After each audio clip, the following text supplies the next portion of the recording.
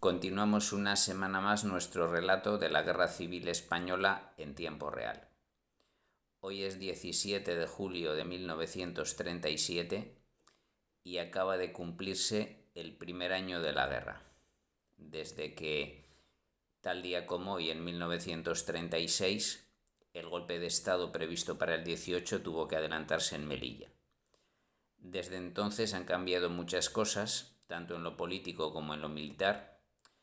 El gobierno de la República ahora es un gobierno socialista con importante participación comunista.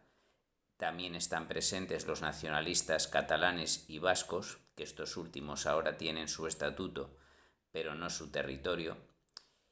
Y los republicanos han quedado reducidos a una minoría en el gobierno y a la presidencia simbólica de Manuel Azaña. Por el lado sublevado de la junta militar golpista se ha pasado a una dictadura personalista, nacional católica, dirigida por el general Franco. La República, de un aproximado empate territorial en el verano de 1936, ha pasado a retroceder de una manera lenta pero inexorable. Han perdido gran parte del territorio andaluz, especialmente la ciudad de Málaga.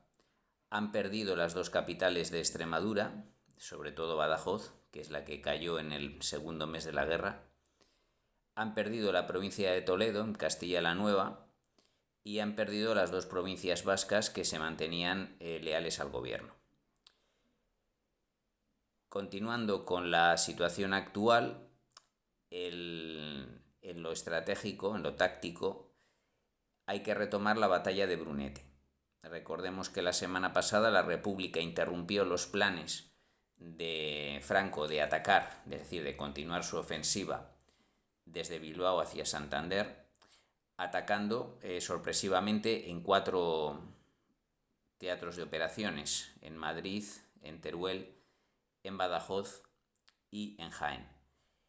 La ofensiva principal es la de Madrid, que se ha centralizado en el sector de Brunete, y la que continuaremos relatando.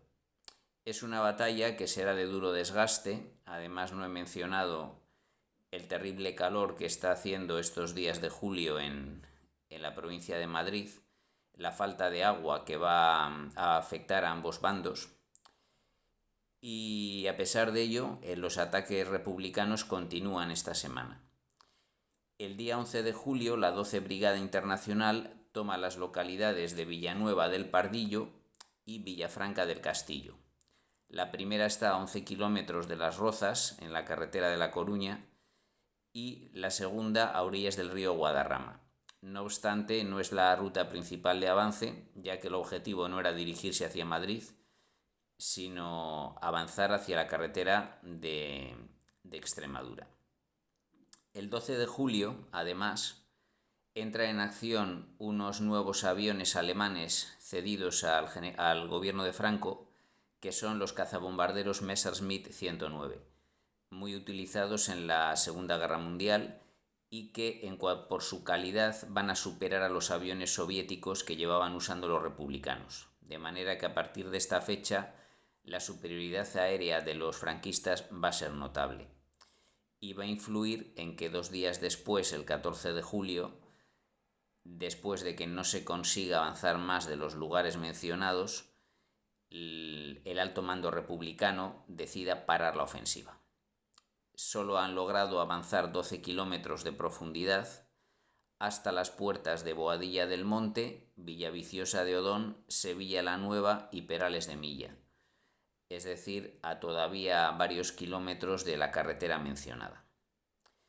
La batalla podía haber concluido ahí, y de hecho durante los 4 días siguientes va a mantenerse un cierto impasse en el frente madrileño, pero en realidad es un espejismo. Franco está preparando una contraofensiva, porque no puede tolerar la pérdida de la localidad de Brunete. Es verdad que es un pueblo de no demasiada importancia estratégica, pero la idea de que los republicanos hayan tomado territorio es algo que no puede aceptar y no le importa retrasar varias semanas el ataque hacia Santander con tal de recuperar Brunete.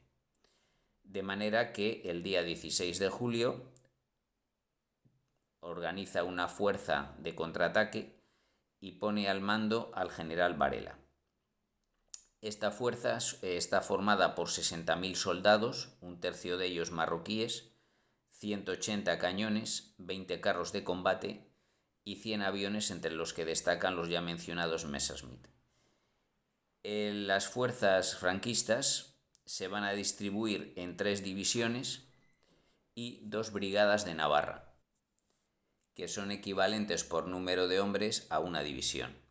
La cuarta brigada de Navarra, de oeste a este, estas fuerzas se sitúan: la cuarta brigada de Navarra en Navalagamella, la 15ª división en Perales de Milla, la 13ª en Sevilla la Nueva y la 12ª o 12ª y la 5ª brigada de Navarra en Boadilla del Monte. El día previsto para la ofensiva será mañana, 18 de julio, que es el primer aniversario de lo que se considera el inicio del alzamiento, pese a lo ya comentado de que se tuvo que adelantar un día. Antes de pasar la próxima semana a hablar de esta contraofensiva, debería mencionar las causas del fracaso republicano en alcanzar su objetivo en esta batalla. Según Hugh Thomas, las causas principales son la deficiente formación de los mandos y suboficiales republicanos y las disputas internas que sufrían políticamente. En el primer año de la guerra ya hemos comentado que el combatiente medio republicano no era un profesional, es decir, era un miliciano, y enfrente tenía el ejército de África, que eran soldados profesionales, a veces con experiencia militar y mucho mejor preparados para el combate. Al cabo de un año, los soldados republicanos que ya están militarizados han adquirido experiencia, pero los mandos siguen teniendo deficiencias porque, por un lado, están los alféreces provisionales del lado franquista, que son jóvenes de formación universitaria, y por el otro lado están líderes sindicales y obreros que tienen una importante formación profesional, pero no así académica, que puede notarse para temas, por ejemplo, de lectura de planos geográficos o topográficos. Al menos es la opinión que tienen los militares profesionales que acompañan a las fuerzas republicanas.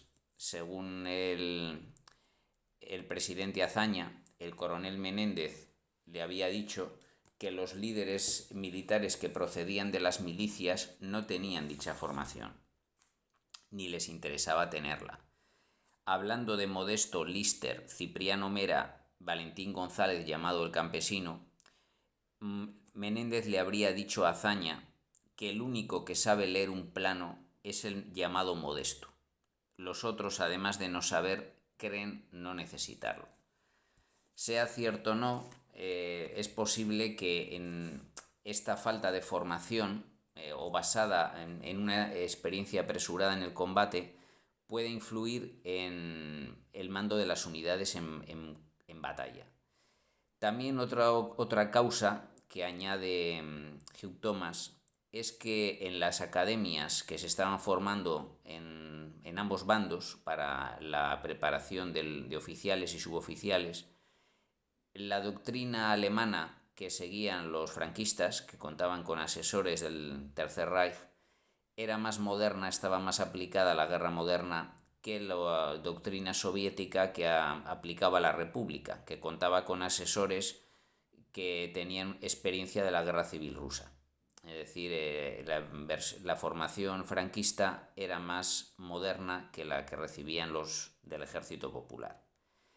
Y en cuanto a las disputas internas, es cierto que desde los sucesos de mayo se había creado teóricamente una unidad en lo militar y en lo político, pero no se notaba demasiado en el campo de batalla. Todas las unidades estaban militarizadas, pero todos los oficiales distinguían quién era comunista y quién no era comunista.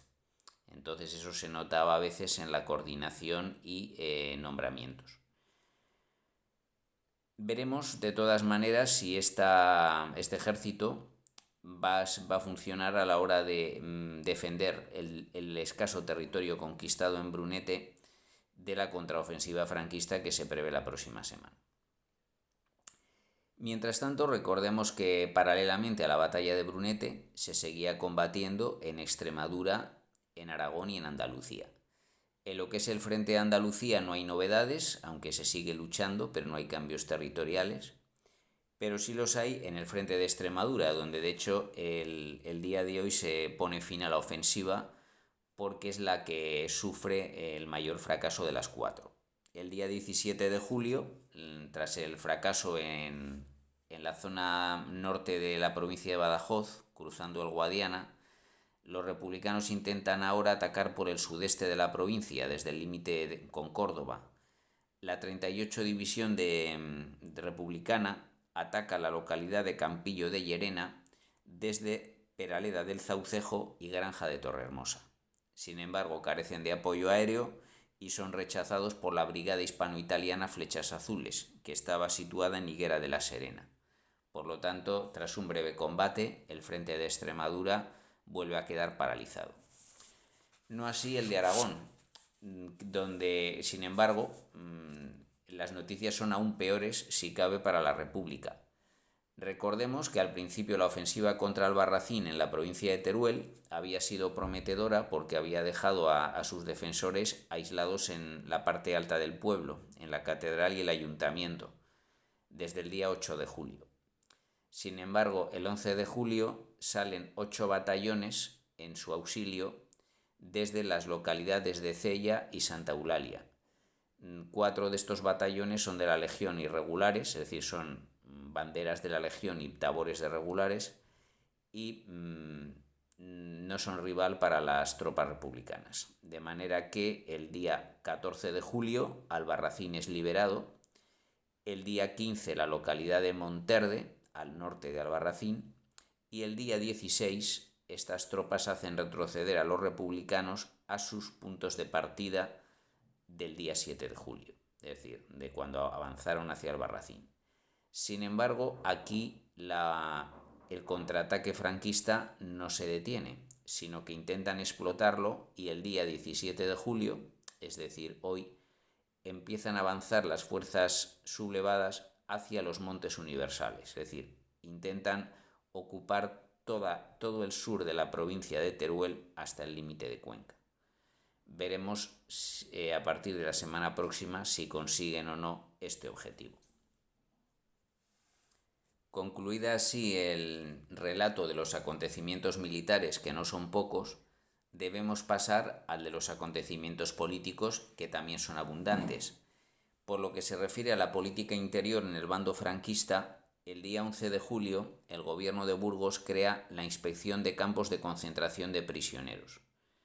Es decir, ya hay por supuesto campos de prisioneros desde el invierno, desde que son ya miles los capturados en combate, pero a partir del 11 de julio se crea una institución para organizar el internamiento, clasificación, depuración y reutilización de la mano de obra de los presos. Esta inspección la dirigirá Luis de Martín y en cuanto a la clasificación de presos se basará en la orden del pasado 11 de marzo. Establece esta orden 4 categorías de prisioneros de guerra. La categoría A, que sería la menos peligrosa para los franquistas, son aquellos que se presentaron voluntariamente a las tropas de Franco o bien que habían sido forzados a unirse al bando republicano. A estos se les daría la libertad provisional y tendrían que demostrarlo reincorporándose al frente, es decir, serían vueltos a reclutar para el ejército franquista. La categoría B eran aquellos voluntarios republicanos, pero que no tenían responsabilidades políticas, sociales o comunes. Dado que no se confiaba en ellos para el manejo de armas, pasarían a integrar, tras ser internados en campos de concentración, pasarían a integrar los batallones de trabajadores que se crearon en el mes de abril de 1937. Las categorías C y D correspondían a los dirigentes de partidos políticos y sindicatos o mandos militares y a los delincuentes comunes, que esos serían procesados normalmente en el caso de la categoría C por rebelión o auxilio a la rebelión y recibirían una sanción que podía ser muy habitualmente la pena de muerte. Si no, pues unos años de prisión en estos campos o en las cárceles que se irían habilitando posteriormente. Al cabo de un año, en 1938, ya estarían constituidos más de un centenar de campos de prisioneros que tendrían más de 160.000 internos. Todos dependían de la Inspección de Campos de Concentración de prisioneros, y otros, excepto 4, que dependían de las zonas militares, es decir, el de Talavera de la Reina en Toledo para las unidades del Frente de Madrid, que se creó en junio del 37. El de San Gregorio en Zaragoza para los prisioneros hechos por el Quinto Cuerpo de Ejército, es decir, en Aragón. El de San Pedro de Cardeña en Burgos para los hechos por los capturados por el Sexto Cuerpo de Ejército en dicha provincia. Que a este campo irían a partir de abril de 1938 los presos de las brigadas internacionales. Y por último, el de Cedeira en La Coruña para los presos capturados por el Octavo Cuerpo de Ejército, es decir, el de Galicia. De los más de 100 campos dependientes de la inspección, los que tenían más hacinamiento eran el del monasterio de San Marcos en León, con 6.700 presos, el de la Universidad de Deusto en Bilbao, con 4.500, y el que se haría posteriormente en agosto del 37, después de la caída de Santander, en Santoña, con 3.500 presos. Además de la creación de este servicio de inspección de campos, esta semana el gobierno franquista tomaba una decisión importante, que es que el 18 de julio, fecha de aniversario del alzamiento de 1936, sería declarado fiesta nacional, cosa que se estaría en vigor en España hasta 1977. Y por último, pasemos a hablar de las noticias internacionales. El día 12 de julio se inauguraba en París el pabellón español de la Exposición Universal. Se la conoce como Exposición Universal, pero el nombre real era Exposición Internacional de Artes y Técnicas de la Vida Moderna. Tenía, por tanto, categoría de Exposición Universal y se había inaugurado en París el 24 de mayo, pero las circunstancias de la guerra hicieron que se retrasara 2 meses la presencia española en dicha exposición. El comisario de la muestra era Carlos Batlle y la inauguración corrió a cargo del pabellón español, corrió a cargo de Batlle y del embajador Ángel Osorio. El pabellón estaba situado en los jardines del Trocadero, vecino con los de Alemania, Polonia, Noruega y la Santa Sede, y era obra de los arquitectos Luis Lacasa y Josep Lluís Sert. Ambos acabarían exiliados tras la guerra. Entre las esculturas expuestas en el pabellón destacaban las de Emiliano Barral y Francisco Pérez Mateo, que ambos habían fallecido en el mes de noviembre anterior combatiendo en el frente de Madrid. Pero por supuesto la obra más importante del pabellón sería el mural Guernica del pintor Pablo Picasso. Picasso había recibido en enero del 37 el encargo de hacer este mural, pero no había encontrado inspiración hasta finales de abril, cuando leyó las noticias del bombardeo de Guernica. Empezó a trabajar en el mural apenas 5 días después, el 1 de mayo, y lo terminó el día 4 de junio, es decir, poco más de un mes antes de la inauguración. Cobró por su trabajo 150.000 francos el día 28 de mayo y desde el punto de vista artístico se basa en su forma en otra obra del propio Picasso, que es Mino Tauromaquia, del año 1935. La obra, a pesar de la enorme fama que tiene hoy, pasó de manera bastante indiferente o si acaso negativa. Recibió malas críticas o ninguna en su momento. De hecho, fue bastante agresiva la opinión del catálogo alemán, que siguiendo con la dinámica de considerar al arte degenerado, hablaba de que este, este cuadro, literalmente decía, es el arte degenerado, obra de un loco, con un desordenado amasijo de cuerpos propio de un niño de pocos años. Es decir, basándose exclusivamente en la forma y no en el fondo de la obra, que es la crítica que los nazis hacían a las obras del arte vanguardista, con la famosa exposición del arte degenerado que hicieron por estas fechas.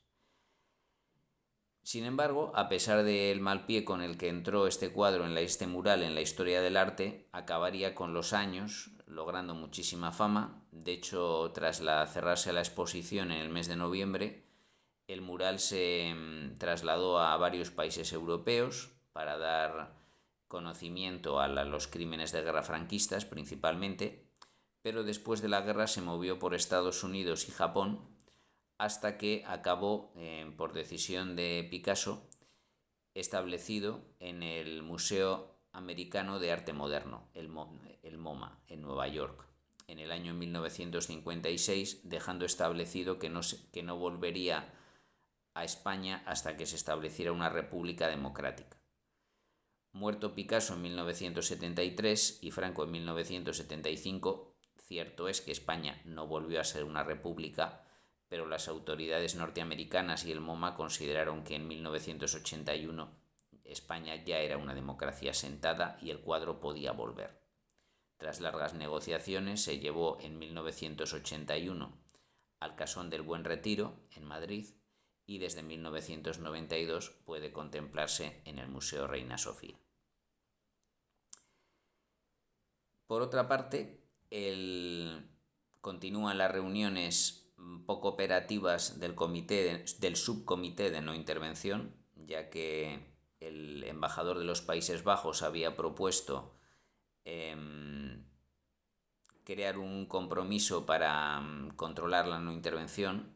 Se lo propuso al británico Lord Plymouth, que el día 14 planificó que se sustituyeran las patrullas navales por observadores en los puertos españoles y en los barcos, ya que desde los incidentes, sobre todo con el Deutschland, entre mayo y junio, las flotas alemana e italiana habían retirado sus barcos de las patrullas de control. Entonces ahora se trataba de ver cómo podía reconducirse esto. Entonces el plan era que nadie patrullara los mares, sino que se colocaran observadores en los puertos y en los barcos españoles. Pero aunque a Alemania le pareció bien la idea, ni Francia, ni Italia, ni la propia España republicana lo aceptaron. De manera que es una propuesta más de asegurarse la neutralidad en el conflicto, que tampoco llevó a ninguna parte. Sí que avanzaron las relaciones entre Alemania nazi y la España franquista. Entre el 15 y el 16 de julio, los dos países firmaron un acuerdo comercial, por el que Franco se comprometía a pagar al 4% de interés la ayuda militar a Hitler, dando como garantía el envío de materias primas, algo que hicieron principalmente después de la guerra y durante la Segunda Guerra Mundial. Es decir, se ha comentado mucho el pago de armas soviéticas con el oro de Moscú, pero también hay que tener en cuenta que en plena posguerra España seguía pagando en materias primas las armas que Hitler había entregado a Franco. Un compromiso de los alemanes en dicho acuerdo era que ellos colaborarían en el desarrollo y la reconstrucción de España tras la guerra. El problema es que tras la Guerra Civil Española vino la Segunda Guerra Mundial y Alemania no pudo destinar recursos a la reconstrucción de España. Así que España siguió estando arrasada y con serios problemas económicos durante más de 10 años después, porque no tuvo ayuda exterior, ni por supuesto de la Alemania nazi, ni tampoco de las democracias del Plan Marshall, por la permanencia de la dictadura de Franco. De manera que este acuerdo vino bien a Alemania durante la guerra, pero durante la Guerra Mundial, pero no a España, ya que no pudo recibir la ayuda al desarrollo prometida. Sí que recibió naturalmente las armas que le ayudaron a Franco a ganar la guerra, que las estaba pagando a crédito, a diferencia de los republicanos, que habían dejado previamente su oro en depósito. Bien, concluimos así, por tanto, esta extensa semana de julio, que se cumple un año de guerra, y aunque los españoles de entonces no lo sabían, todavía les quedaban casi 2 años más. Muchas gracias por escucharme y hasta pronto.